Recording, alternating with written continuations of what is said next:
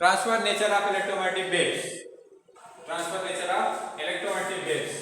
तो electromagnetic waves is a transfer in nature. Electromagnetic waves कैसा होता है बताइए? ट्रांसफर होता है, ठीक है। जैसे ट्रांसफर वेव क्या होता है? तो देखिए वाइब्रेशन के बेस पर जो है, डायरेक्शन ऑफ वाइब्रेशन के बेस पर वेव को दो पार्ट में डिवाइड किया गया है, एक ट्रांसफर एक लॉन्गिट्यूडिनल, है ना।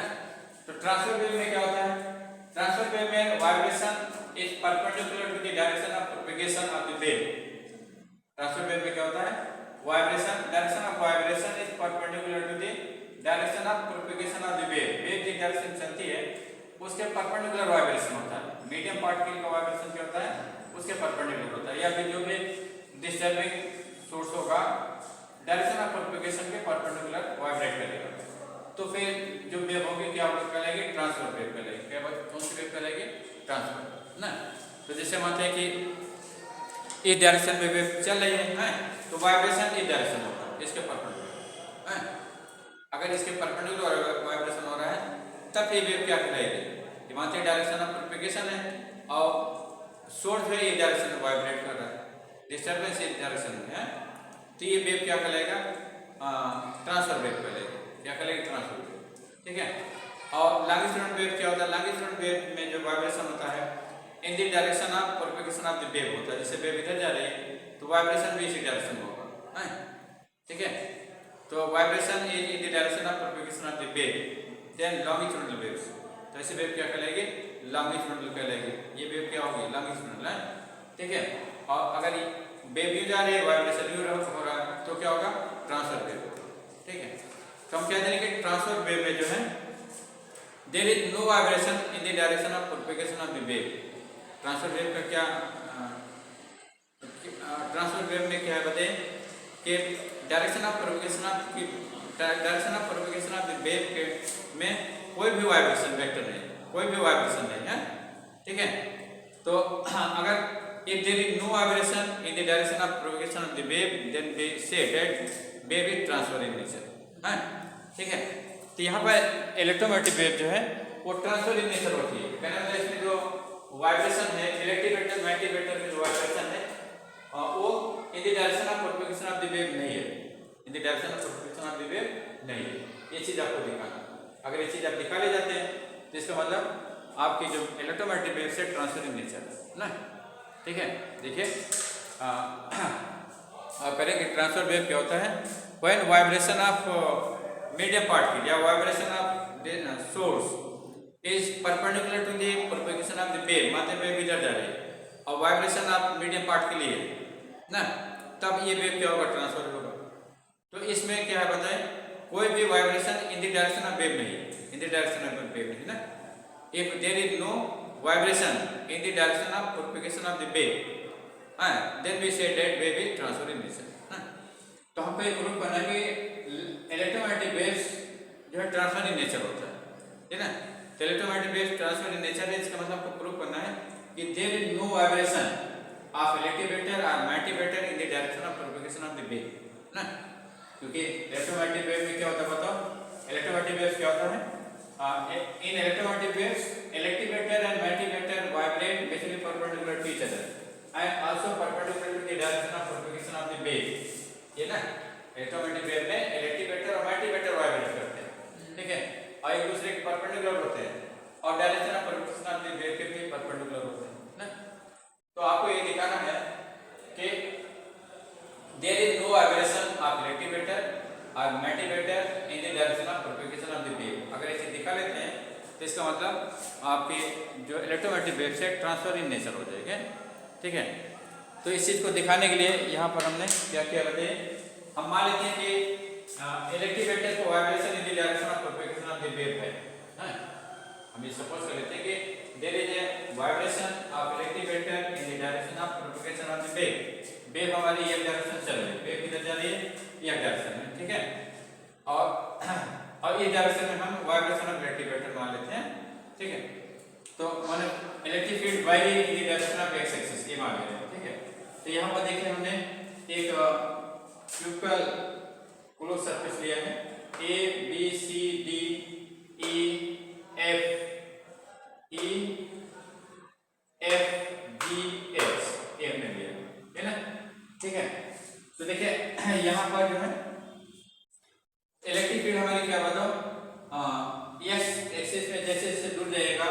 फील्ड की वैल्यू वेरी करेगी। हाँ, जब फील्ड वेरी करेगी तो तभी तो वाइब्रेशन होगा। ठीक है, तो यहाँ पर इस पॉइंट पर हमने फील्ड ई ले लिया, इस पॉइंट पर फील्ड हमने ई डैश ले लिया। ठीक है, अब देखिए इस पॉइंट पर जो एरिया वेक्टर है हमारा A B C D, area vector है, इसका डायरेक्शन क्या होगा? Perpendicular to the surface in outer direction. तो इस सरफेस के लिए आउटर डायरेक्शन क्या है? लेफ्ट। आउटर डायरेक्शन किधर है? लेफ्ट। इसलिए डी वेक्टर लेफ्ट हमने दिखा दिया। और वाइब्रेशन आप इलेक्ट्रिक वेक्टर आप राइट मान रहे हैं तो राइट हमने दिखा दिया इलेक्ट्रिक वेक्टर वाइब्रेशन ना। अब यहाँ पर आ जाइए, तो ये क्यूबॉइड है, इसके जस्ट डिफरेंट में एक सरफेस होगा। वो सरफेस क्या है? वो सरफेस आपका एच ई एफ जी ये है ना। अब इसका एरिया वेक्टर डायरेक्शन क्या होगा? Perpendicular to the surface in outer direction. इस सरफेस के लिए आउटर डिजाइन बनेगा, राइट बनेगा। हां, तो राइट हमने दिखा दिया, इस एरिया वेक्टर को हमने डीएल दिखा दिया है। ठीक है, अब उसके बाद देखिए फील्ड हमारी जो राइट है तो राइट हमने फील्ड दिखा दिया। हां, ये चीज समझे। अब चलिए ये आपका जो है ये गॉसियन सरफेस, ये क्या चीज हमारा बताइए? Gaussian surface. अब इस गॉसियन सरफेस से लिंक इलेक्ट्रिक फ्लक्स निकालते हैं, इस गॉसियन सरफेस से लिंक इलेक्ट्रिक फ्लक्स निकालते हैं। यहाँ पर हमने एक वेव फ्रंट दिखाया है। ठीक है, ये वेव फ्रंट है, तो wave front is perpendicular to the direction of propagation of the wave. Wave front क्या होता है बताओ? वेव फ्रंट जो है direction of propagation of the wave के परपेंडिकुलर होता है ना। ठीक है, क्योंकि line perpendicular to the wave front represent ray, और रे क्या होती है? Direction of propagation of the wave होती है ना। हाइगेंस की थ्योरी क्या होती है? हाइगेंस के स्टेटमेंट है line perpendicular to the wave front represent ray, और ray is the direction of propagation of the wave ना। रे क्या बताता है? वेव के मोशन की डायरेक्शन को बताता है, वेव के मोशन की डायरेक्शन को बताता है। ठीक है, तो यहाँ पर हमने एक वेव फ्रंट दिखाया है। ये वेव फ्रंट हमारा क्या बताओ?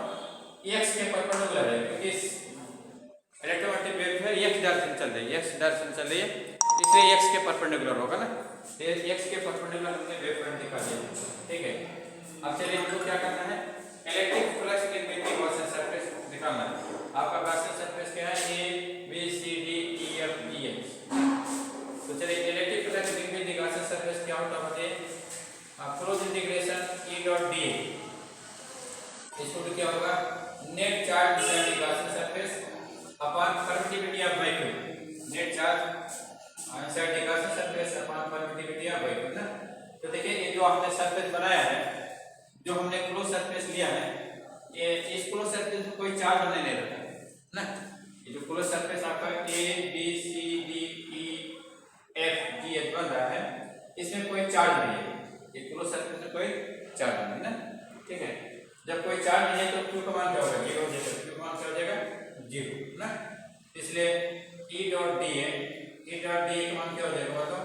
0/0, क्योंकि there is no charge inside the close surface, inside the Gaussian surface. ठीक है, इसलिए इसका मान हमने 0 कर दिया, ठीक है ना। ठीक है, अब उसके बाद देखिए, अब जो है ये क्लोज इंटीग्रेशन बता रहा है, पूरे सरफेस और लिंक फ्लक्स को बता रहा है। तो ये आपका क्यूबॉइड है, क्यूबॉइड में 6 फेस है। क्यूबॉइड में कितने फेस होते हैं? 6। जैसे रूम है, रूम में कितने फेस है? 6 फेस है। 1 2 3 4 5 6 है ना। तो इसमें 6 फेस है, तो ये चीज आपके 6 फेस में ब्रेक हो जाएगी। 6 फेस में क्या हो जाएगी? ब्रेक हो जाएगी ना। तो चलिए 6 फेस में आप लिख लीजिए। तो एक फेस आपका क्या होगा बताओ? एक फेस हो गया ए बी सी डी ना। ये क्या लिखेंगे? ए बी सी और ई डॉट डी है ना, फिर प्लस इंटीग्रेशन। अब दूसरा फेस क्या बताइए? दूसरा फेस आपका इसके इंफ्रंट वाला है, कौन सा? ई एफ जी एच ना, ई F G H, E dot D है ना। ठीक है, एक हो गया, फिर प्लस। अब उसके बाद नेक्स्ट है इंटीग्रेशन ऑफ, देखिए एक फेस आपका ये बन रहा है ए बी जी एच ना, ए बी जी एच एक फेस बन रहा है, A B G H E dot D ना, फिर प्लस। अब इसके सामने कौन सा फेस है? इसके जस्ट सामने जो फेस है C D E C D F लिख दीजिए, सी डी ई एफ ना, E dot D, E dot D, ठीक है, ई डॉट डी है, और प्लस इंटीग्रेशन। देखिए एक केस आपका ये बन रहा है, एक केस आपका बन रहा है C B G F, C B G F ना, तो सी बी जी एफ ये आपका ई डॉट डी, एक पेज हो गया। अब इसके सामने कौन सा पेज है, इसके सामने जो पेज है आपका A D E H, A D E H है ना, तो ए डी ई एच लिख लीजिए, A D E H, E dot D, इसको क्या होगा जी, इसको क्या होगा है ना, ठीक है। तो चलिए इसकी वैल्यू कितना होगा बताओ, ये क्या होगा, ये हो जाएगा आपका ई डी ए cos ऑफ 180, क्योंकि देखिए फील्ड आपकी राइट है, वेक्टर एरिया वेक्टर लेफ्ट है, तो राइट लेफ्ट के बीच कितना एंगल बनेगा 180, कितना एंगल बनेगा बताओ 180, 180 ना, तो इसलिए हमने यहाँ पर लिख दिया, ठीक है, ई डी ए cos 180। अब इसमें एरिया वेक्टर और फील्ड दोनों के डायरेक्शन में है, इसलिए इनके बीच एंगल क्या होगा 0, तो क्या लिखेंगे E D A cos of 0, E D A cos of 0 plus A कितना होगा मतलब A D A B G H, A B G H जो है नीचे है ना, इसका एरिया वेक्टर इधर है। अब और इलेक्ट्रिक फील्ड राइट है, तो दोनों के बीच कितना एंगल बन रहा है 90 डिग्री, दोनों के बीच कितना एंगल बन रहा है 90 डिग्री, इसलिए ये टर्म क्या हो जाएगा 0, ये टर्म क्या हो जाएगा 0 हो जाएगा। अब इस तरह से ये भी 0 हो जाएगा, क्योंकि एरिया वेक्टर हमारा जो है पॉजिटिव वाई में है और फील्ड हमारी एक्स में है, इसलिए इसके भी 90 एंगल बन रहा है, इसलिए टर्म 0 हो जाएगा ना, ठीक है। और सी बी जी एच में भी ये चीज है, सी बी जी एच आपका जो है C B G H, C B E F, C B G F, C B G F कहाँ पर है, ये है सी बी जी एफ, इसमें एलिमेंट है जेड डायरेक्शन में, किधर है जेड में, फील्ड हमारी एक्स में है, इसलिए भी 90 एंगल बनाएगा, इसलिए टर्म 0 हो जाएगा, ये भी 90 एंगल बनाएगा, इसलिए 0 हो जाएगा ना, ये दो टर्म आपके मिलेंगे और सभी 4 टर्म 0 हो जाएंगे ना, ठीक है, क्योंकि एरिया वेक्टर और फील्ड में 90 एंगल बनता है, इसलिए 0 हो गया ना। अब उसके बाद आइए यहाँ पर ई डैश है, यहाँ पर ये है, ये एक्स दिखा दे, कंपोनेंट ऑफ फील्ड इन एक डायरेक्शन, कंपोनेंट ऑफ फील्ड इन एक डायरेक्शन ना, एट दिस सरफेस, ठीक है। तो चलिए आपका ये कितना हो जाएगा, अब डी ए की वैल्यू लिखिए, तो integration E x into D A, D ए की वैल्यू क्या होगा, डी ए जो है लेंथ इंटू ब्रेथ, लेंथ आपका क्या डी वाई है, ब्रेथ क्या डी जेड है, A B C D surface की लेंथ क्या है डी वाई, ब्रेथ क्या है डी जेड, तो लेंथ इंटू ब्रेथ क्या होता है एरिया वेक्टर बताता है ना, तो length into breadth area vector लिख दीजिए, तो ये जगह D Y D Z area vector हो गया, cos 180 -1 होता है, -1 लिख दीजिए, है ना, ठीक है। और तो ये हो गया, ठीक है, ये दिए cos, अब ये इंटीग्रेशन तो आपका हट जाएगा, क्योंकि हमने एरिया की वैल्यू रख दी है, एरिया की वैल्यू रख दी, ठीक है। अब स्टेप से यहाँ पर आइए, फिर प्लस ये कितना होगा, इसमें इस सरफेस के लिए लेना होगा आपको, कौन सी surface, surface E F G H, यहाँ पे लेंथ आपकी क्या है डी वाई है, ब्रेथ क्या डी जेड है ना, तो आपका E F dash D Y D Z यहाँ भी हो जाएगा, और यहाँ +1 होगा ना, एक का 0 +1 होता है, इसको 0 हो गया, ठीक है।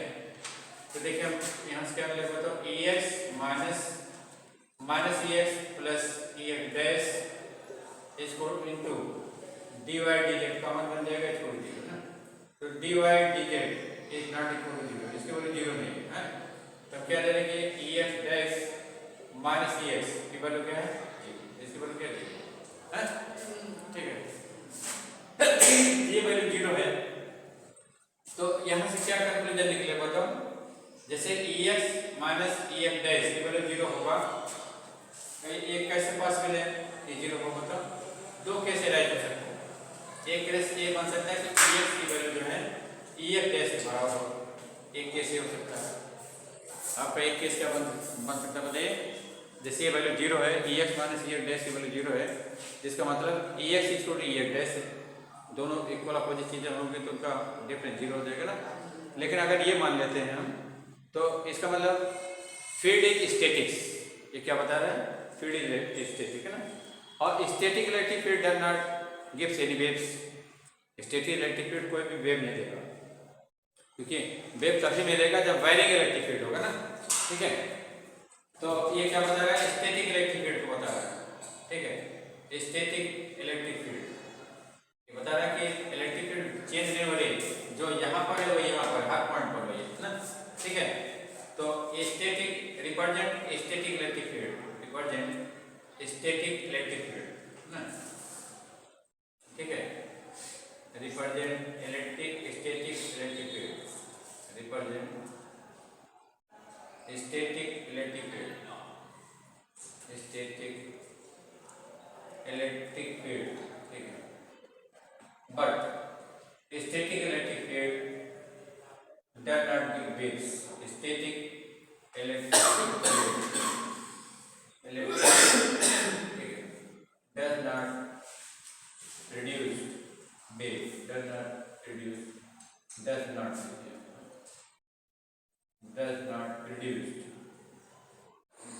does not produce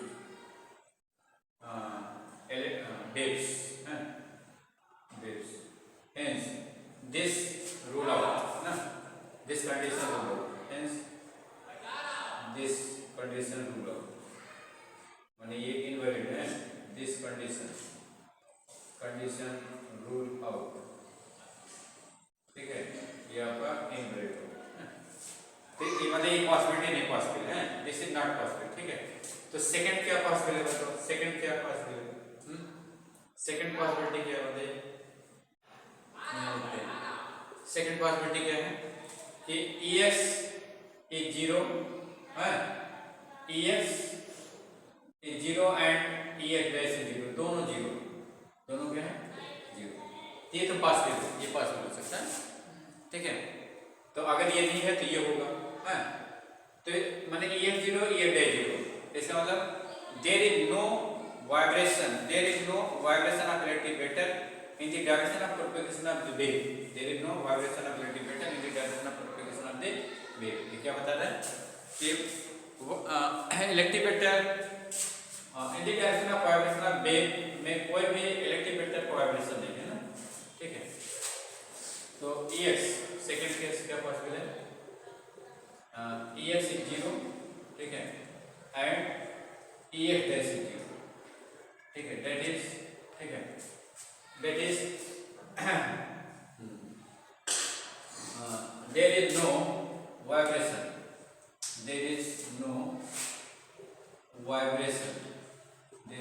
vibration, in the direction of propagation of the wave, in the direction of propagation of the wave, propagation of the wave, of the electromagnetic waves, electromagnetic waves, magnetic wave.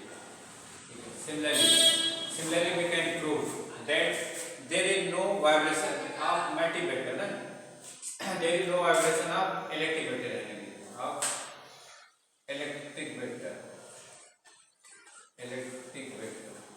ठीक है।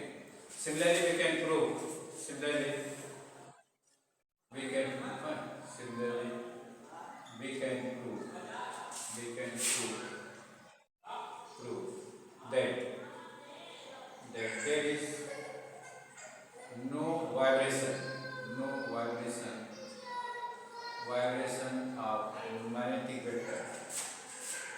vibration of magnetic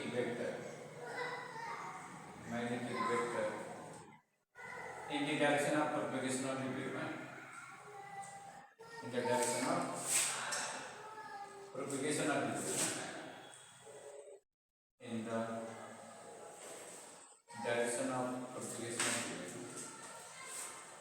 direction of electromagnetic wave EMB है, EMW, ठीक है, electromagnetic wave, ठीक है।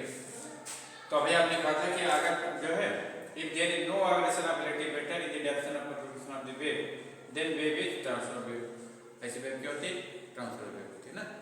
जैसे क्या proof हो गया है, hence electromagnetic waves is transfer wave, hence electromagnetic waves, electromagnetic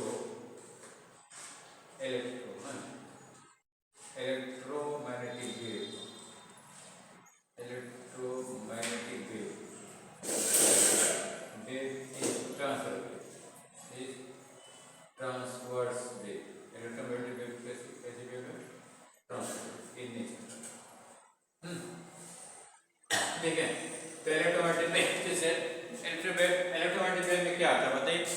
जैसे लाइट वेव है ना, जैसे गामा रेज है, एक्स रेज है, अल्ट्रावायलेट रेज है, लाइट विजुअल रेज है, इंफ्रारेड रेज है, microwaves, radio waves, long radio waves, short radio waves, long radio waves, ये सब किसमें आते हैं? इलेक्ट्रोमैग्नेटिक वेव्स में आते हैं, ठीक है। तो ये सब क्या बताओ? Transfer in nature. Light wave क्या बताओ? ट्रांसफर होता है। लाइट कैसा वेव है? ट्रांसफर है। इसमें इलेक्ट्रोवेटर, मल्टीवेटर वाइब्रेट करते हैं, ठीक है। मैक्सवेल की थ्योरी है कि light is a transfer wave in which electrovector and multivector vibrate mutually perpendicular to the direction of propagation of the light. और vibration of electrovector gives sensation of sight. इसमें जो है साइट जो sense effect है, visual जो effect है वो due to vibration of electrovector होता है, ठीक है। इलेक्ट्रोवेटर वाइब्रेट कर जब इलेक्ट्रोवेटर वाइब्रेट करते हैं और ये आपके आई के रेटिना पर गिरते हैं तो आपकी आई की रेटिना सेंसिटिव होती है टू सी एनी ऑब्जेक्ट्स, ठीक है।